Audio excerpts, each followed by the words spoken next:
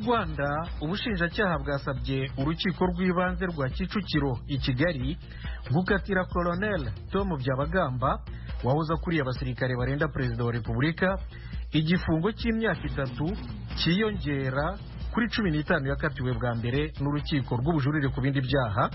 Ahangaha muri urukiko rw'ibanze rwa Kicukiro ho aregwa icyaha cy'ubujura ariko we ntacyemera. Eric Bagira ubusa yakurikiranye iburanisha.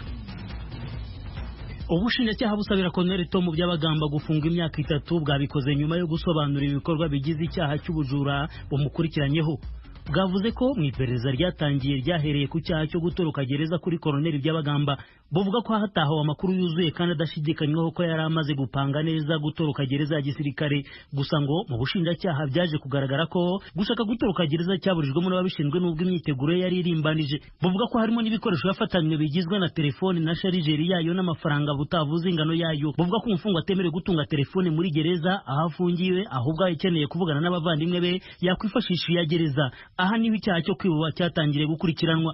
Buvuga ko mwibazwa rye mu bushinjacyaha n'ubugenzacyaha yemeye ko yayicomokoye aho yari yagiye gusomerwa urubanza rwe ku rwego rwa nyuma mu rukiko rw'ubujurire. Ni telefone buvuga ko ariyo mu bwoko bwa Samsung. Ibimenyetso buregesha bishingiye ku mvugo ze mu bugenzacyaha n'ubushinjacyaha byerekana ko yakoze icyaha.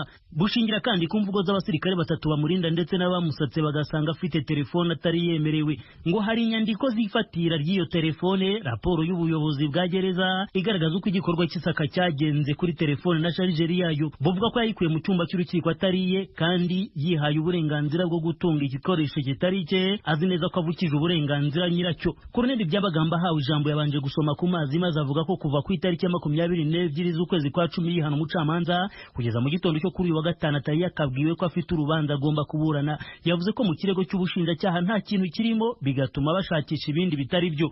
Yavuze ko kuva yabaho atarumva umuntu watorotse gereza ya gisirikare. Avuga ko ikirego aregwa ari ibitekerezo by'umushinjacyaha na bagenzi be bafite mu mitwe yabo. Yavuze ko abamurinda bamureba bakavuga ko bakeka ko ashaka gutoroka gereza ari nayo mpamvu atarezwe icyo cyaha. Kuri Colonel Byabagamba kuburana uru rubanza arabifata nko kurangiza umuhango ngo abantu bavuge ko yarezwa akiregura. Yabwiye urukiko ko ari ikirego yita ko cyakozwe atari icyaha yakoze. Yavuze ko mu iperereza haje inzego zitandukanye z'umutekano, bamwe muri bo bamubwira ko atagombye kuba aregwa icyaha cy'ubujura. Ikoranabuhanga rya Skype ryakunze kumvikana mu majwi mabi kuri Colonel Byabagamba n'abamwunganira bari muri gereza ya gisirikare Kanombe, kugeza ubwo uregwa yarambitse impapuro hasi abahagaritse kuburana kuko ngo yabonaga urukiko rusa n'urutamwumva. Yabwiye urukiko ko umuntu wese ushyira mu gaciro yagombye kuba yibaza ku cyaha cy'ubujura aregwa. Avuga ko gutunga telefone ari icyaha cyagombye guhanwa mu buryo bw'imyitwarire, ariko ubushinjacyaha bukakimuregesha mu rukiko. Yumvikanye yiko mu butabera bw'u Rwanda ko ku rwego rwa mbere ubushinjacyaha bufatanije n'ubucamanza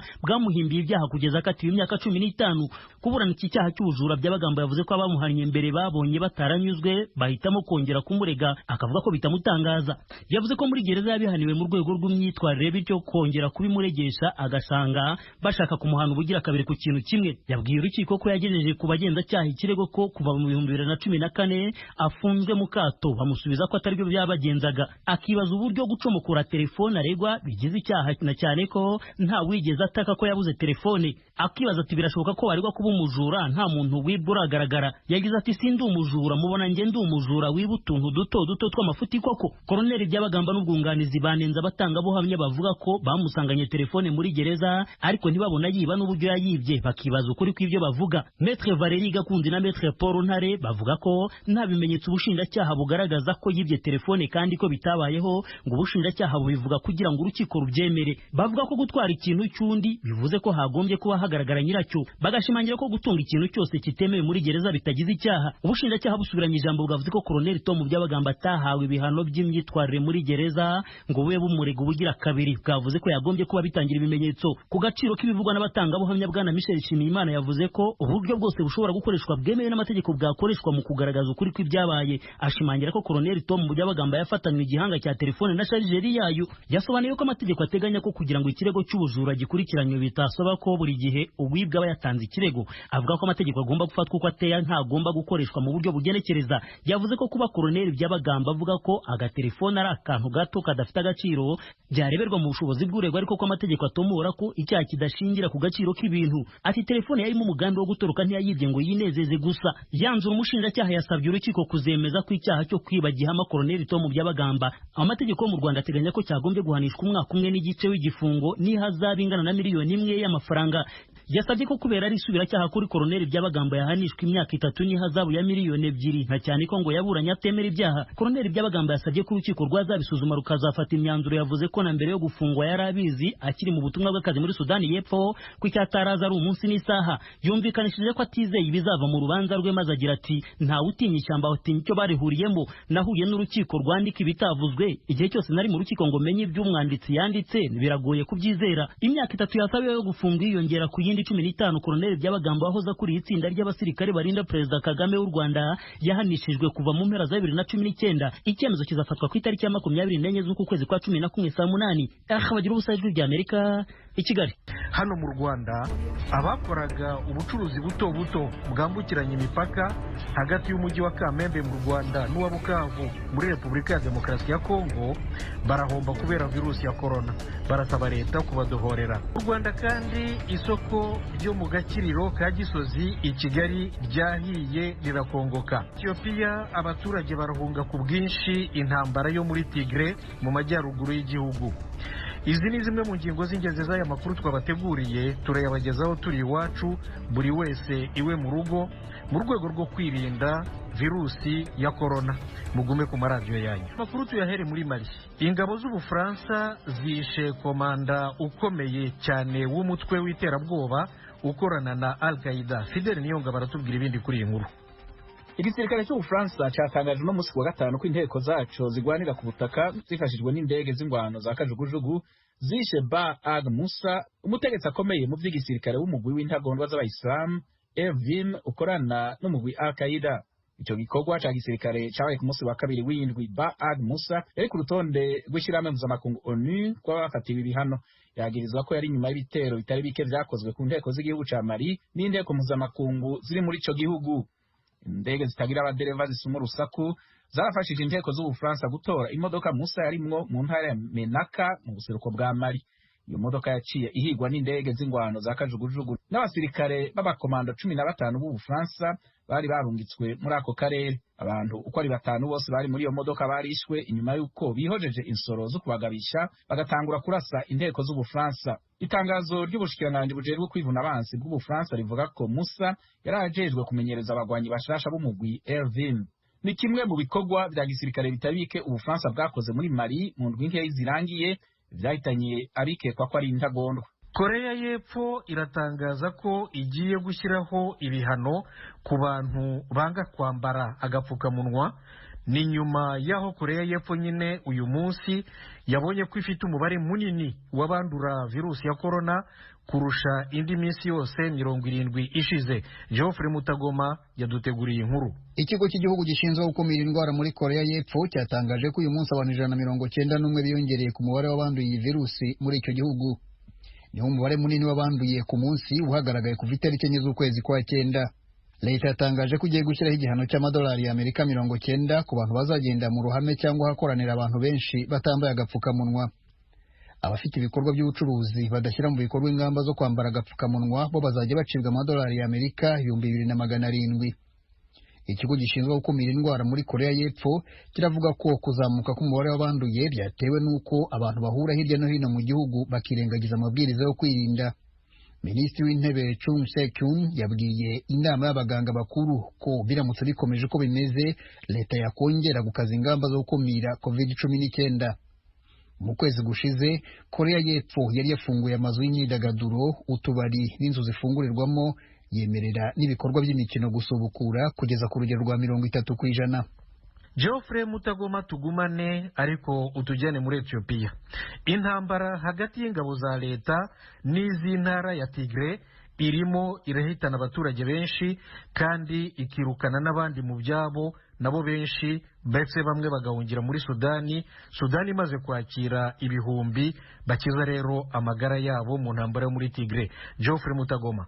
Kuri uyu wa gatanu minisitiri w'intebe wa Ethiopia Abiy Ahmed yatangaje ko inteko ishinga amategeko yatoye umuyobozi mushya w'intara ya Tigre imaze kwambura Debretsion Gebremichael wayiyoboraga ubudahangarwa bwamurinda gukurikiranwa n'itegeko.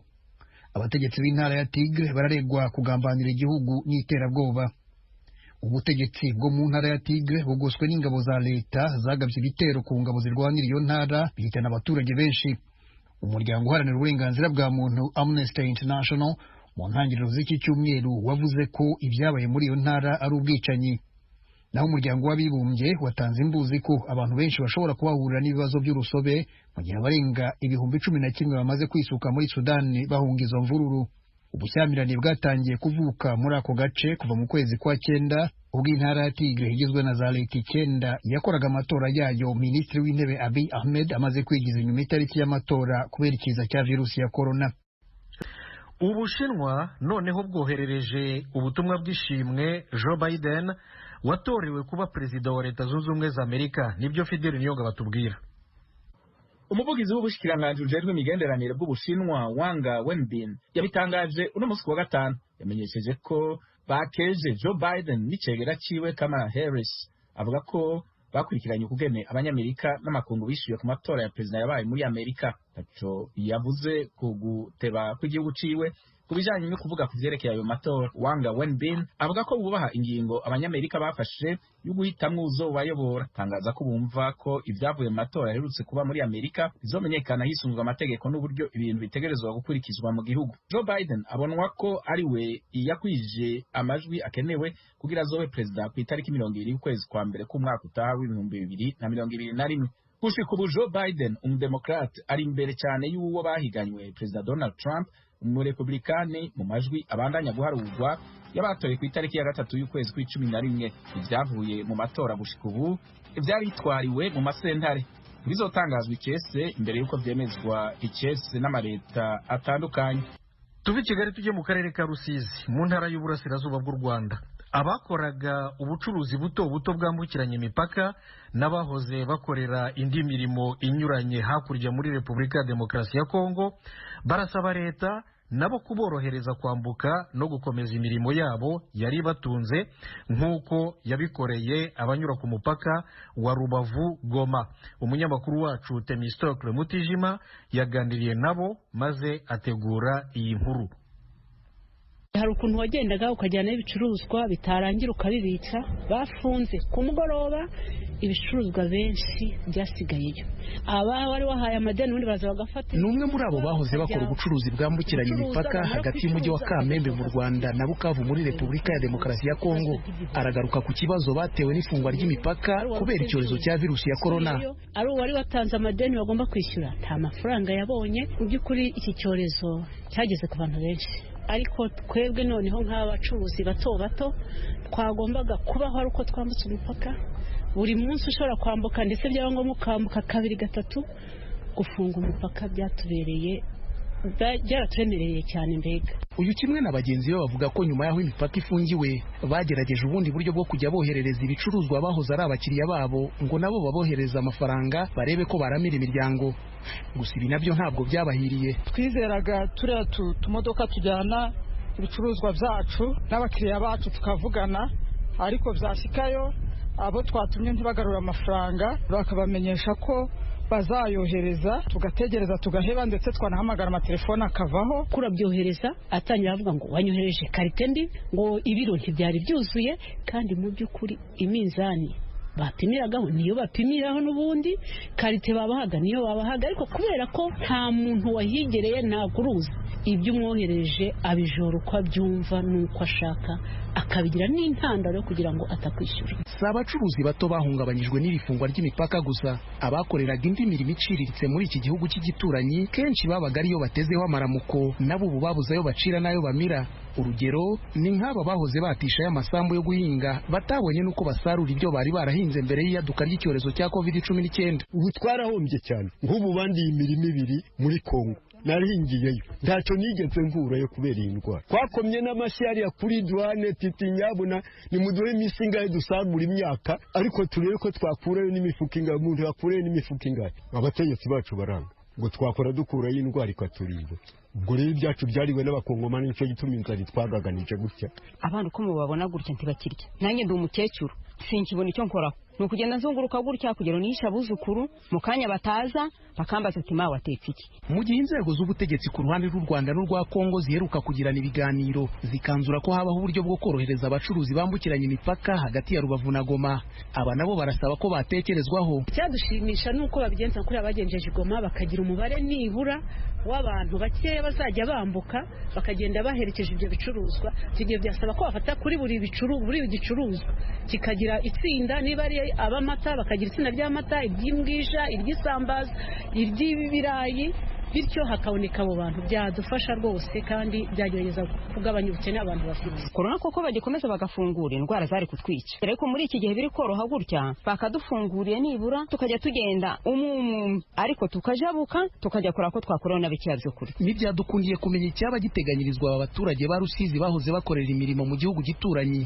Inshuro zose twagerageje kuvugisha ubutegetsi yaba ku rwego rw'akarere yewe n'urw'intara y'uburengerazuba ntibyadushobokeye. Ku mirenge 18 igize aka karere ka Rusizi, 13 muri ihana imbibi n'ibihugu bya Repubulika ya Demokarasi ya Kongo n'u Burundi, ndetse benshi mu bayituye bashakiraga imibereho muri ibyo bihugu bituranyi mu gihe imipaka yabaga ari nyabagendwa.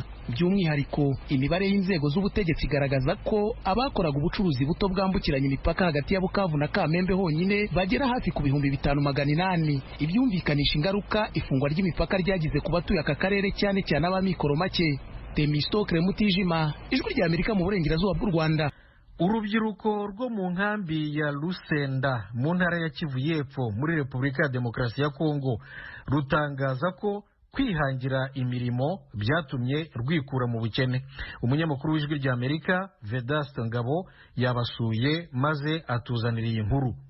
Mu gihe hirya no hino mu mavilaje yo mu nkambi ya Rusenda zimwe mu mpunzi zicara zitaka ubukene ndetse n'inzara bitewe n'inkunga idahagije ya serize kugura ibifungurwa. Kuri niyo nkuru Claude, umwe mu rubyiruko rwo mu nkambi ya Rusenda uri mu kigero cy'imyaka 30 y'amavuko, siko bimeze kuko yihangiye imirimo y'ubucuruzi ahere ku mafaranga 2000 by'amakongomani, none kuri ubageza akoresha mu maduka ye abakozi 15. Ngwe mpingiranira twakorera amafaranga 2000 ariko ikale twayikorera 15,000. Nkaca ndondera abandi nkabaha ibyo 2000 nanjye nkahita mporofita ajya yandi yo hejuru, nkacanza kurondera aho nkota ndima ibintu by'amatomate n'ibigazi nkakotesa. Kuri uyu munsi ndumudandaza ndarangurisa ku bandi bakandangurako. Narase ku ndoto zanze, naragiye mu masirahamwe y'ibizuku ndaronkayo uburyo ndabusubiza tena mu budandazi. Uyu munsi ndakoresha abantu barenga 4 bize bafite amadiplome, ndafise abadarise nkoresha, ndafise abamotari nkoresha, ndafise akabare kameze neza ku bantu turi aho dutuye aha mu nkambi, ndafise ingurube zingana 14, ndafite n'inka 2. Depo yanze iri kubi ndasobora ndarangura imifuka 200 y'umuceri, ndarangura imifuka 300 ya semure, ndarangura imifuko 50 y'isukari, ndarangura imifuko 100 y'umuceri w'umutanzania, naso ndarangura imifuka 300 ya Afriko, ndarangura imifuko 70 ya Thailand, ndarangura imifuko 100 y'isukari, ndarangura intonzeye isase 100 za Energy, hagenda ndatsanganya modayere. Inzoga ndashobora kukabare barashobora kudandaza nk'ikarato 20 ku munsi mu gihe cyangwa 30 mu gihe hari abakiriya, mu gihe abantu bapokeye. Ugezaho uyu musore akorera muri village ya mbere hafi y'isoko yo mu nkambi ya Rusenda hari amazu atangiye kubaka yo kwakira abagenzi. Ndiko ndubaka inzu z'ingenzi zizoza zakira abantu babuze nkaho uburyamo, hategura n'ahantu abantu bashobora kuruhurira ivyiyumviro, babonesa imiziki, abantu bagatamba, tukarondera abasani bagezweho bagatamba, abantu bakumva ko mu mutwe baruhutse bakibagira iyo baze baba. Nifasha Aline na Nishimwe Canesius ni zimwe mu mpunzi zo muri iyi nkambi Claude niyo nkuru yahaye akazi, zemeza yuko umushahara zihemba uzunganira mu gutunga imiryango yazo mu gihe ishiramwe rya seri riba ryatinze gutanga inkunga y'amafaranga yo kugura ibifungurwa. Nukuri byo ndashima ukungene Claude Imana muhezagire yaranyumviye ko amakazi nuko nari impangayitse ntacyo nari nose funguriye umwana, nuko ngene badupokeza batevye nari impangayitse, nagiye kugibaro sinajya nagiye korera umuntu sinajya ariko nukuri yarafashe neza aka kazi karantunze kandi aka kazi naho bari kadupokeza batuvugeza imisi yagiye nuko indafungura atangorane n'imwe. Muri inkambi ya Rusende irimo impunzi zirenga 32,000 Siniyonkuru Claude wenyine wageze ku bikorwa by'indashikirwa ahereye ku gishoro gike cyo kwihangira imirimo, ahubwo na Emile Ndayishimiye wahereye ku $200 ubageze kuri miliyoni 5 z'amafaranga y'amakongomani. Maze kuronka umutahe wanje wa $200 ndaheza ntangura ibikorwa byanje byo gukora salon de coiffure, byo gusharija amatelefone. Mu nyuma maze kunguka narubakishije salle ya cinema ndayishirako Canal Plus, ntangura kwerekana imipira. Hanyuma maze kuronka amahera naguze groupe niniya, maze kuyigura ntangura gutanga umuriro ku bantu bashariza amatelefone benshi, abafise amasalon de coiffure. Mu nyuma maze kuronka umutahe kubera nariko ndiga inundi by'ubuvuzi ndaronka diplome. Maze kuronka diplome ntanguza ndimuka mba muri ivyo nja muri domaine yanje ya pharmacie. Natanguje pharmacie ntoya cyane ingana y'Miliyoni 200,000. Hanyuma ubu pharmacie naramaze kuva mu nkambi nkuko bavuze tugira autonomisation avec les autochtones. Naravuye mu nkambi ndiko nkorera Imboko, ndafise pharmacie niniya kandi ndanaranguza nkongera nkakora na detail. Muri ubwo buryo pharmacie yarakuze umpaye miliyoni 5 nayo noguha. Ubusanzwe ushiramwe rya seri rimunyujije muri Yadra ryicare rikangurira impunzi z'abarundi rizo mu nkambi ya Murongo na Rusenda kwihangira imirimo, aho kuri ubu muri izi nkambi hari impunzi nyinshi ziyangiye imirimo y'ubuhinzi, ubucuruzi, uburobyi ndetse n'ubworozi. Vedaste Ngabo ku bwaragijwe rya Amerika mu Rusenda Mutara Kibuye. Imikino na siporo mu Rwanda. Amavubi aritegura umukino wo kwishyura na Cap Vert i Kigali. Ni mu gihe kandi shampiyona y'ikiciro cya kabiri nayo igikomeza ni mu mupira w'amaguru. Naho mu magare ejo bundi ku cyumweru Team Rwanda izahaguruka mu Rwanda igiye muri Kameruni mu isiganwa ryitwa Grand Prix Chantal Biya. Jean-Claude Munyandinda na Fidel Niyongabo baratubwira neza aya makuru yose.